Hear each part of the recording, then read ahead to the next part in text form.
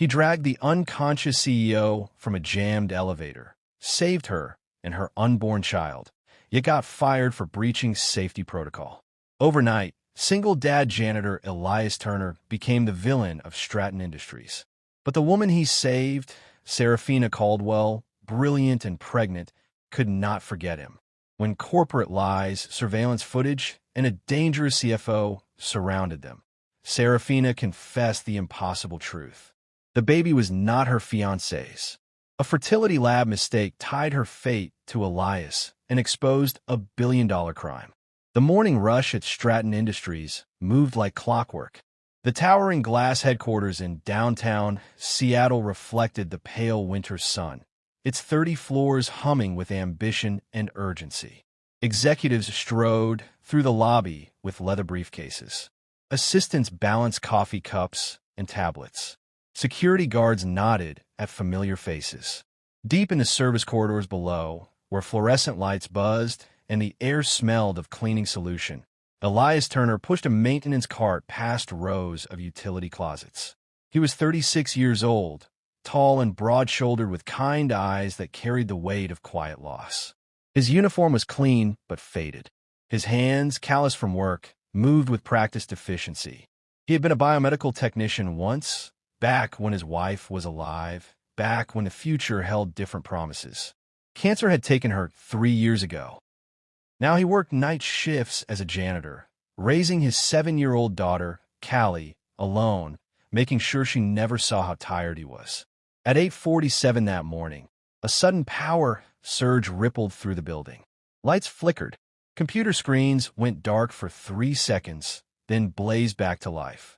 Most people barely noticed, but Elias, checking a supply room near the elevator bank, heard something wrong. A muffled thump, a high-pitched whine of machinery straining. Then silence. He moved toward the sound. One of the executive elevators had stopped between floors. Through the narrow gap in the doors, he could see smoke curling upward. He pressed his ear to the metal. A woman's voice, faint and panicked, called for help. Elias did not hesitate. His engineering instincts took over. He grabbed his janitor's key ring, found the emergency override, and forced the panel open. The elevator had stopped 18 in below the floor level. Inside, slumped against the mirrored wall, was Seraphina Caldwell. She was 34 years old, the youngest CEO Stratton Industries had ever appointed. Her long blonde hair fell in waves over her shoulders. She wore a red V-neck bodycon dress that clung to her frame, revealing what she had been hiding from the shareholders for months. She was pregnant. Her eyes were half closed. On her wrist, a small medical device beeped irregularly, monitoring the fetal heartbeat. Elias squeezed through the gap, his shoulders barely fitting. The smoke was accurate, coming from a burned circuit panel. He knelt beside her, checking her pulse. It was weak but steady. He spoke to her in a low, calm voice, the way he spoke to Callie when she had nightmares. "Stay with me. Help is coming. You're going to be fine." Seraphina's eyes fluttered open. She tried to speak, but her breath was shallow. The monitor on her wrist beeped faster, then slower, then faster again. Elias had seen enough medical emergencies to know what that meant. He positioned her carefully, elevated her legs, and kept her conscious with steady pressure on her hand. His other hand reached for his radio, calling for paramedics. When the fire team finally pried the doors fully open, they lifted Seraphina onto a stretcher. As she was carried away, her fingers closed around Elias's wrist. Her eyes locked onto his. Camera flashes erupted from somewhere in the crowd. Someone was recording. In that moment, beneath the chaos and the smoke and the flashing lights, something passed between them that neither could name. Stratton Industries was a world divided. Above ground, the offices gleamed with polished marble and floor toe-ceiling windows. Executive assistants wore designer heels. Conference rooms had Italian espresso machines. The air conditioning was always perfect. Below ground in the service tunnels and maintenance corridors, the walls were cinder block painted industrial beige. The floors were concrete. The only sounds were the hum of boilers and the distant clang of pipes. Elias Turner lived in both worlds, but belonged to neither. He arrived at work each night after putting Callie to bed, kissed her forehead, and left her with Mrs. Alvarez next door. He took the bus 40 minutes from her modest apartment complex in Tacoma, a neighborhood where chain-link fences enclosed small yards and the grocery store had barred windows. He clocked in through the service entrance where no cameras watched, where no one knew his name. Seraphina Caldwell lived in the world above. She had earned her position through brilliance and relentless focus. A degree from Stanford, an MBA from Wharton. She had taken over Stratton Industries 2 years ago during a turbulent merger and stabilized the company with surgical precision. But she was alone. Her ex-fiancé, Clinton Marlowe, had left her 6 months earlier shortly before she began the IVF procedure. She had decided to become a mother anyway. Using a donor from the fertility clinic partnered with Stratton's medical research division, she hid her growing belly beneath loose blazers and oversized scarves. She feared that the board, already uneasy with her youth and gender, would see her pregnancy as weakness. Damon Croswell, the CFO, was a different kind of predator. He was in his mid-40s, pale and angular with sharp cheekbones and icy gray eyes. His blonde hair was slicked back with precision. He wore silver suits tailored in Milan and a diamond watch that caught the light when he signed documents. He spoke in smooth, measured tones, but his smile never reached his eyes. He had been passed over for the CEO position when Seraphina was appointed, and he had been waiting ever since for her to fail. Damon had authorized maintenance shortcuts to rush the building inspection before the merger audit. The elevator malfunction was not an accident. It was the result of a bypassed EB14 sensor, a small but critical safety feature that would have prevented the power surge from jamming the doors. He had signed the approval himself, buried in a stack of routine paperwork. When the elevator trapped Seraphina, Damien saw an opportunity. Dr. Louisa Penn, Seraphina's obstetrician, had warned her that stress could endanger the pregnancy. Seraphina had ignored the advice. She worked 16-hour days. She skipped meals. She attended board meetings while her back ached and her ankles swelled. She told herself she could handle it. She told herself she had no choice.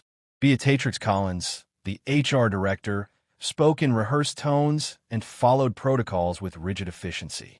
She did not ask questions. She did not challenge authority when Damien instructed her to handle the janitor situation. She opened the file, printed the termination letter, and scheduled the meeting.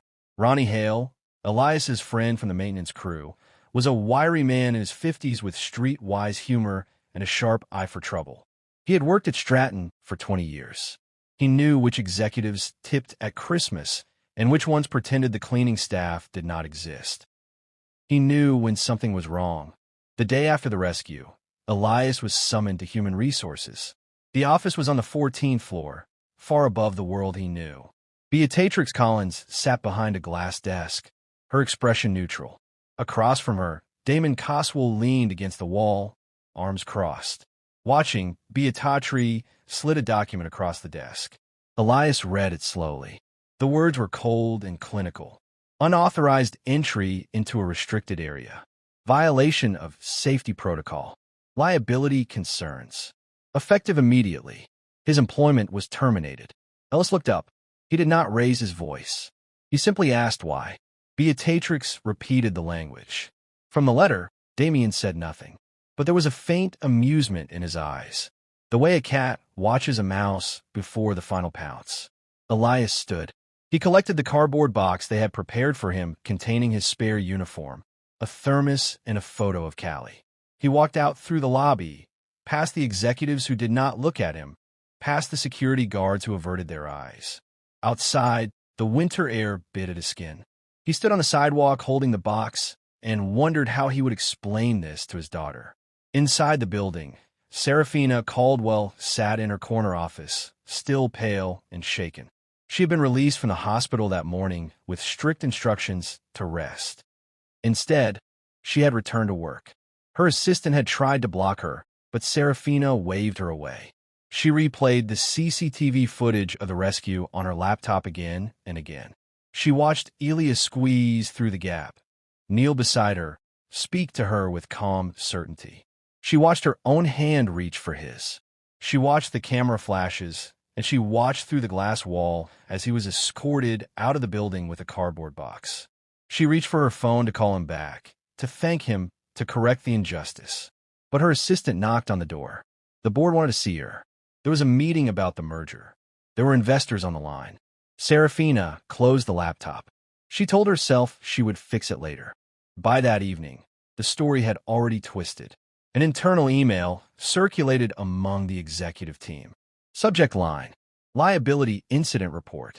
The email drafted by Damien's office described the elevator malfunction as the result of unauthorized tampering. It suggested that the janitor had entered the shaft without proper clearance, endangering both himself and the CEO. It noted that swift action had been taken to protect the company's interests. The email did not mention that Elias had saved Seraphina's life. It did not mention the fetal heart monitor or the smoke or the fact that she would have been unconscious for another 12 minutes before the fire team arrived. It did not mention any of that. By the next morning, the narrative had leaked online. A grainy video shot by someone in the crowd showed Elias being escorted from a building. The caption read, "Stratton Industries janitor fired after CEO elevator incident." The comments speculated. Some called him a hero. Others, fed by the internal narrative, called him reckless. The company issued a brief statement, an internal matter. Personnel decisions made in the interest of safety. No further comment. Damien Quell watched the chaos unfold from his office. He sipped his espresso and drafted another email, this time to the PR department. Keep the janitor's name out of the press. He wrote, frame it as a procedural issue. Investors are nervous enough about the merger. We cannot afford distractions. Seraphina received anonymous messages on her office phone. A man's voice, distorted and cold, told her to stay quiet about the malfunction. Another message arrived by email from an untraceable address. Let go. Do not make this public. Seraphina deleted the messages, but her hand shook. At home, Elias hid the termination notice in a drawer. When Callie asked why he was home early, he smiled and told her he had taken a few days off. She was 7 years old with her mother's curls and Elias's steady gaze. She asked if they could go to the park. He said yes. They spent the afternoon on the swings, and he did not tell her that the bills were piling up or that his savings would last maybe 2 months or that he had no idea what came next. That night, after Callie was asleep, Elias sat at the kitchen table and opened his laptop. He searched for the story online. He read the comments. He saw his own face in the grainy video, blurred and unrecognizable. He saw the headlines that reduced him to a liability. A problem solved. He closed the laptop and stared at the wall across the city in her penthouse overlooking Elliott Bay. Seraphina Caldwell could not sleep. She stood by the window, one hand resting on her belly, and watched the lights of the ferries moving across the dark water. She thought about the janitor's calm voice. She thought about his hands, steady and sure. She thought about the fact that she owed him her life and her child's life, and she had done nothing. 1 week later, on a rainy evening, a black sedan pulled into the parking lot of a modest apartment complex in Tacoma. The buildings were low and aging. With peeling paint and rusted railings, children's toys lay scattered in the common area. A chain-link fence enclosed a small patch of grass. Seraphina Caldwell stepped out of the car wearing jeans and a loose sweater, her blonde hair tucked under a dark hood. She had never been to this part of the city. Her driver stayed with the vehicle, engine running. She walked carefully across the wet pavement, following the address her assistant had found in the employee files. Outside apartment 212, a little girl sat on the concrete steps, fixing a broken toy car. She had dark curls and serious eyes. She looked up when Seraphina approached. The woman asked if Elias Turner lived here. The girl nodded. She called inside. Ellis appeared in the doorway, wary and confused. He recognized her immediately, though she looked different outside the boardroom. Smaller, more human, Seraphina introduced herself, though she did not need to. She said she wanted to thank him. She tried to offer him money, an envelope she had prepared, enough to cover months of rent. Elias did not take it. He said he did not want money. He said just tell the truth. Before Seraphina could respond, headlights flared across the parking lot.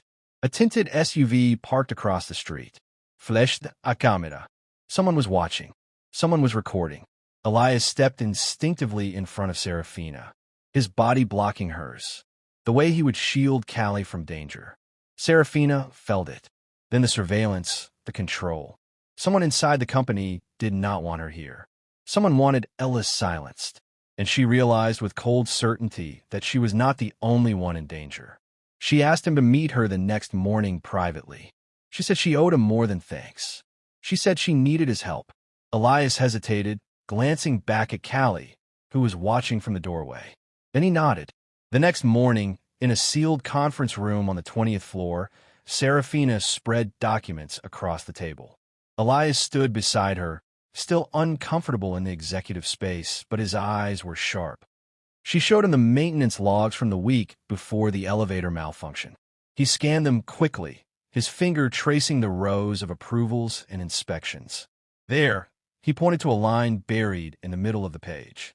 Routine bypass authorization signed by the CFO EB14 sensor. Elias explained it in simple terms. That sensor was the fail-safe. It monitored power surges and prevented the doors from jamming. Without it, the elevator became a trap. Someone had deliberately removed the safety feature. Seraphina felt the air leave her lungs. She asked why anyone would do that. Elias did not answer immediately. He pulled up the building blueprints on his phone, comparing them to the maintenance schedule. He pointed out the timing. The bypass was authorized 2 days before the merger audit. The audit required a clean building inspection. A malfunctioning sensor would have delayed everything. Seraphina understood. Damien had cut corners to meet the deadline. The malfunction was not an accident. It was negligence, buried under layers of corporate efficiency. And when it went wrong, when she was trapped in that elevator, he had turned the janitor into a scapegoat. She called Constance Lee, her legal counsel, into the room. Constance was in her 50s, sharp and unflappable, with silver hair and reading glasses that hung on a chain. She listened as Elias explained the bypass. She took notes. She asked precise questions. Then she looked at Seraphina and said, "If we pursue this, we are accusing the CFO of criminal negligence. The board will fight us. The investors will panic. Are you prepared for that?" Seraphina did not hesitate. She said, yes. They formed a quiet alliance. Seraphina provided access to the files. Elias provided the technical expertise. Constance mapped the legal strategy. They worked in secret, meeting in sealed rooms using encrypted messages. The risk was immense. If the board discovered what they were doing, Seraphina would lose her position. If Damon discovered, the consequences would be worse. But Seraphina could not let it go. She replayed the CCTV footage again and again. She saw Ellis's calm face, his steady hands. She saw the truth buried under the lies, and she decided that truth mattered more than her career. Late one night, the three of them were still in the conference room reviewing blueprints and contracts when Seraphina stood too quickly and swayed. The room tilted. Elias caught her before she fell, his arm around her shoulders, guiding her into a chair. Constance called Dr. Louisa Penn, who arrived 20 minutes later with a medical bag and a stern expression. Dr. Penn checked Seraphina's blood pressure, listened to the baby's heartbeat, and told her she was working herself into early labor. She prescribed rest, fluids, and sanity. Seraphina promised to slow down. Dr. Penn did not believe her. After the doctor left, Constance went home. Elias stayed. He made tea in the small office kitchenette, the way he used to make it for his wife during her chemotherapy. He brought Seraphina a cup, and they sat in silence for a while. She asked him about his daughter. He told her about Callie, about her love of puzzles, and her terrible singing voice, and the way she fell asleep clutching a stuffed rabbit. He told her about his wife, about the cancer, about the long nights in the hospital when he realized he was going to raise their daughter alone. Seraphina listened. Then she told him something she had never told anyone. She had lost a baby once years ago before she met Clinton. A miscarriage at 12 weeks. She had been alone in a hotel room attending a conference, and she had bled through the night, too afraid to call for help, too ashamed to admit she was failing at something so fundamental. This pregnancy, she said, was her second chance. She had used IVF, selected a donor, gone through the procedure alone. She told no one because she could not bear to lose another child in public. She hid her belly because she was terrified. The board would see her as weak, as distracted, as less. Elias understood. He told her about the nights he cried in the bathroom so Callie would not hear. He told her about the shame of being a janitor when he used to be a technician, about the way people looked through him as if he did not exist. He told her that dignity was not about titles or money. It was about showing up. Even when the world told you that you did not matter, their empathy dissolved the barriers between them. For a moment, the CEO and the janitor were just two people who had survived loss and learned to carry it quietly. That night, Callie left a voicemail on Elias's phone. She had recorded herself singing a lullaby, off-key and sweet. She said it was for the baby that Miss Seraphina was carrying. Because babies like music, Elias played the message for Seraphina for the first time in months. She laughed. It was a soft, genuine sound, and it broke something open inside her. The investigation moved quickly. Constance filed a motion to seize the maintenance records under whistleblower protection laws. Damien responded with a counter-motion, claiming the records were protected by attorney-client privilege. The legal battle escalated. The board called emergency meetings. Investors demanded explanations. Damien fought back.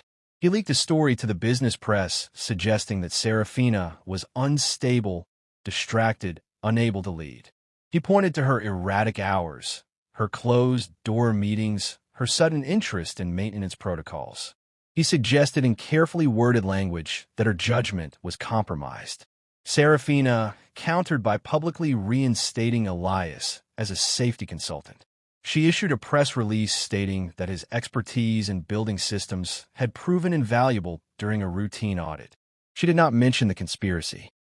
She did not accuse Damien, but she put Elias back in the building with access to files. With a reason to ask questions, Damon's temper slipped during a board meeting. He accused Seraphina of grandstanding, of creating distractions, of prioritizing personal vendettas over the merger. His voice rose, his face flushed. The board members shifted uncomfortably. For the first time, they saw the cracks in his polished facade. That night, Elias's apartment was broken into. Nothing was stolen, but his drawers were ransacked. His files were moved. Someone wanted him to know they had been there. Someone wanted him afraid. Elias did not scare easily, but he had Callie to protect. He called Ronnie, his friend from maintenance, and asked if Callie could stay with him for a few days. Ronnie agreed. Elias packed his daughter's bag, kissed her forehead, and told her he had to fix something big. She asked if he was in trouble. He said no. He said he was making things right, but alone in the apartment, Elias locked the doors and checked the windows. He knew the endgame was coming. He knew Damon would not stop until the truth was buried. And he knew that Seraphina was risking everything to uncover it. 2 weeks later, Dr. Louisa Penn called Seraphina into her office for a routine ultrasound. The appointment was unremarkable until the doctor reviewed the genetic screening results. Something was wrong with the donor records. The file listed Clinton Marlowe as the biological father, but the genetic markers did not match. Dr. Penn asked when Seraphina had last seen Clinton. Seraphina said 6 months ago before the IVF procedure. The doctor frowned. She pulled up the lab records. The donor sample was dated 3 years earlier, collected from a biomedical research study conducted by Stratton's medical division. The sample ID matched a participant named Elias Turner. Seraphina stopped breathing. Dr. Penn repeated the information slowly, carefully. Genetic markers confirmed a match. The baby she was carrying was biologically Elias's child, not Clinton's, not a random donor's Elias. Seraphina asked how that was possible. Dr. Penn explained the IVF lab was a partner facility managed by Stratton's medical division. Years ago, Elias had donated samples for a research study on biomedical tissue regeneration. Those samples were supposed to be destroyed after the study ended, but someone had kept them. Someone had filed them incorrectly, labeled them incorrectly, and used them without consent. It was a mistake or it was a crime. Either way, The implications were staggering. Seraphina sat in the sterile exam room, trembling. She thought about the elevator rescue, about Elias's calm hands, about the way he had stayed with her in the conference room and made her tea. She thought about Callie's voicemail, about the lullaby sung for a baby that was biologically her half-sibling. She called Elias that night. She asked him to meet her at a park near his apartment somewhere public and neutral. When he arrived, she handed him the lab report. She could not speak. She watched his face as he read the document. She watched his eyes move over the words, over the genetic markers, over the impossible truth. Elias looked up at her. He did not speak for a long time. Then he asked if she was okay. She nodded. He asked if the baby was healthy. She nodded again. He folded the paper and handed it back. He said, "We need to uncover what they did for the child's sake. Not for him, not for her, for the child." Seraphina realized in that moment that Elias was not going to demand anything. He was not going to claim rights or make threats. He was simply going to do what he always did. Show up, stand steady, protect the people who mattered. They agreed to continue the investigation. But now the stakes were higher. This was not just about corporate negligence. This was about stolen genetic material, about unethical practices buried inside Stratton's medical division, about human lives treated as commodities. Constance Lee moved quickly. She secured a court warrant to seize the lab servers before they could be purged. She filed motions under bioethics violation statutes, invoking federal oversight. She built a case that reached far beyond a single elevator malfunction. She built a case that could bring down the entire medical division and everyone who had enabled it. Damon Quell realized too late that the investigation had moved beyond his control. He instructed the IT department to trigger a digital wipe of the lab servers, scheduled to execute at midnight. He thought he could erase the evidence before the warrant was enforced. He thought he had won, but Elias Turner had spent 3 years working in the building. He knew the service corridors.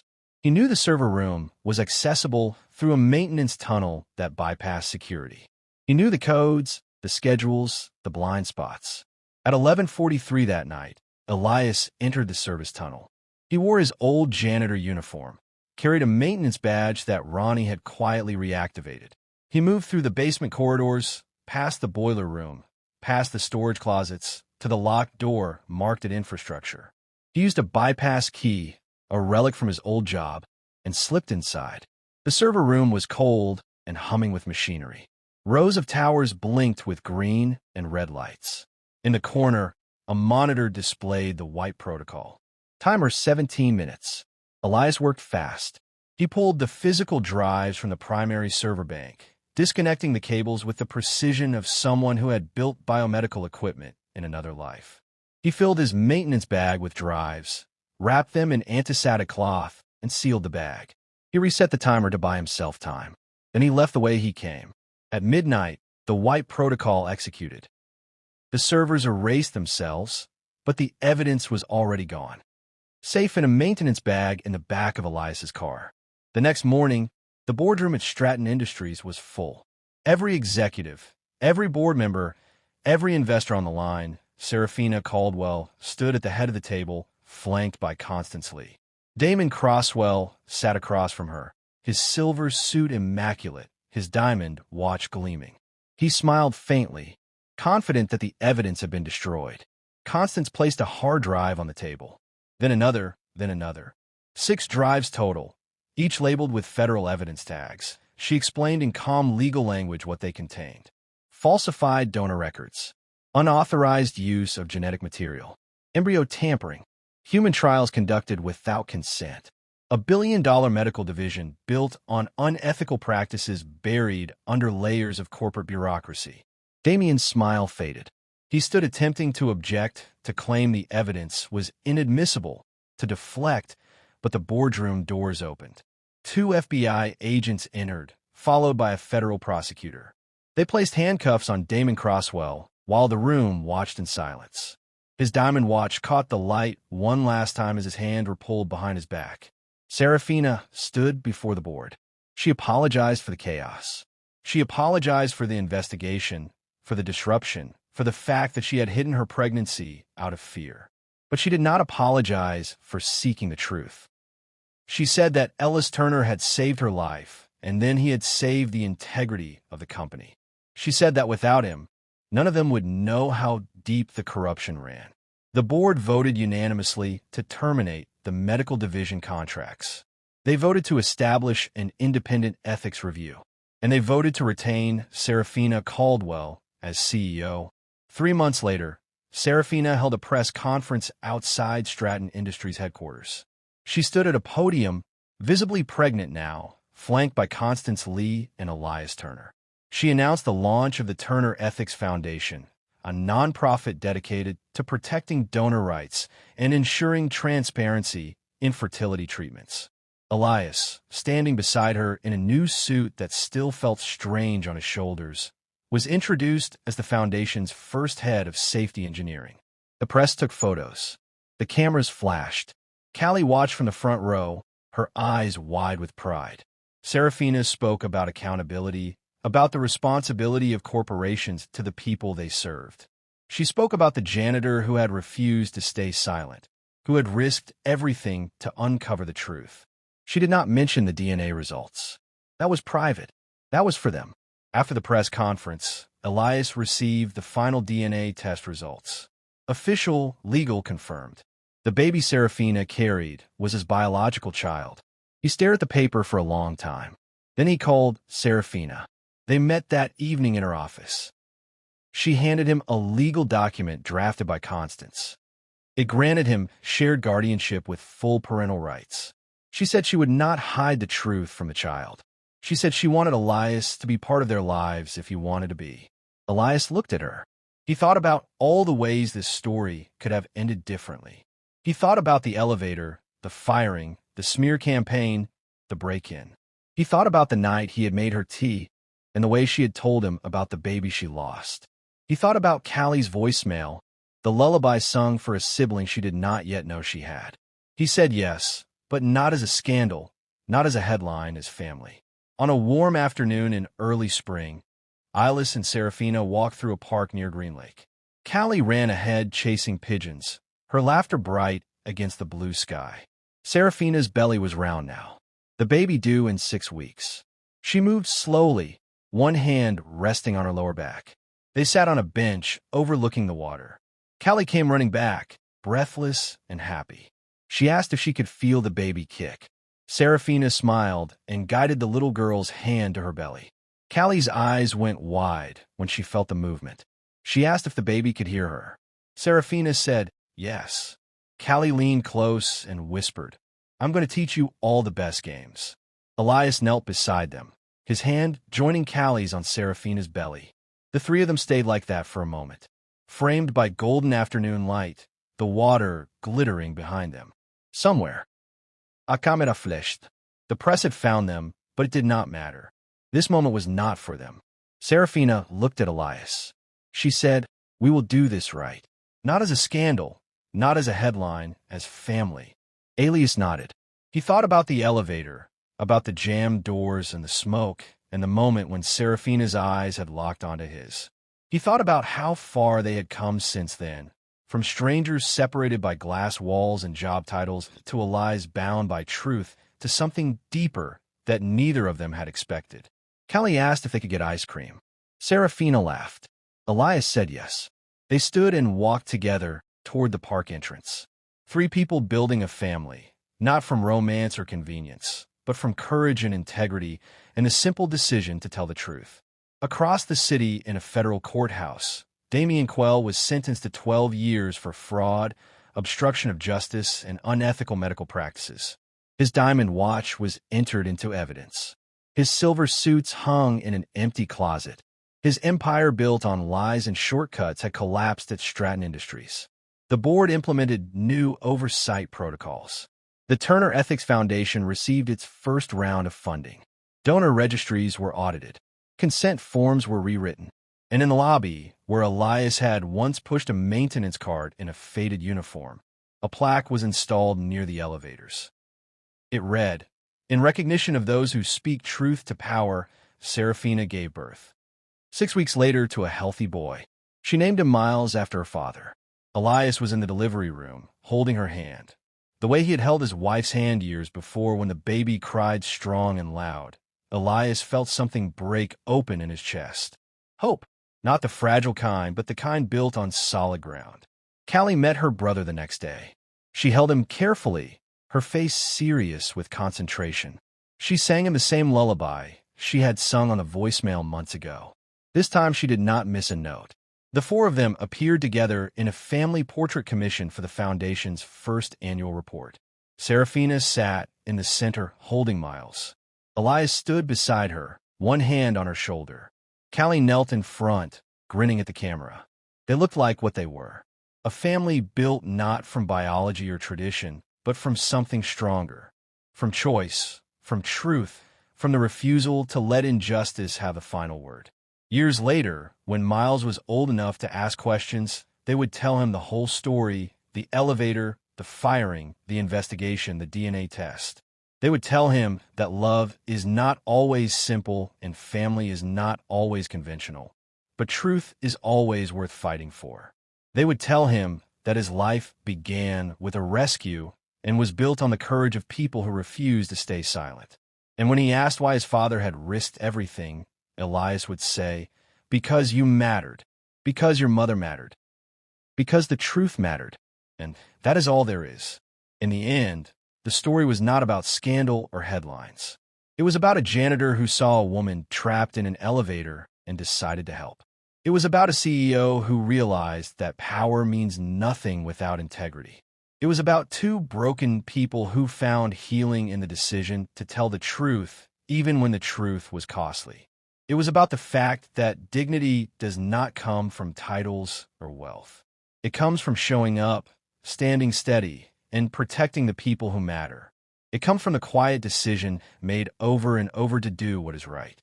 And sometimes when the world is watching, when the cameras flash and the headlines scream, the most powerful thing you can do is kneel beside the people you love. Rest your hand on a future you helped protect and whisper, "We will do this right together as family." Night 212, Night 2, and Night 2. The elevator doors that once trapped Seraphina were repaired and inspected and certified safe. But every time Elias walked past them, he remembered. He remembered the smoke and the fear and the beeping monitor.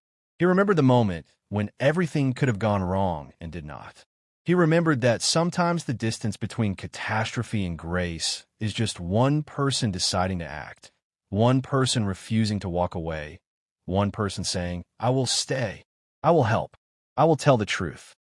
And in a world built on silence and shortcuts and buried secrets, that decision changes.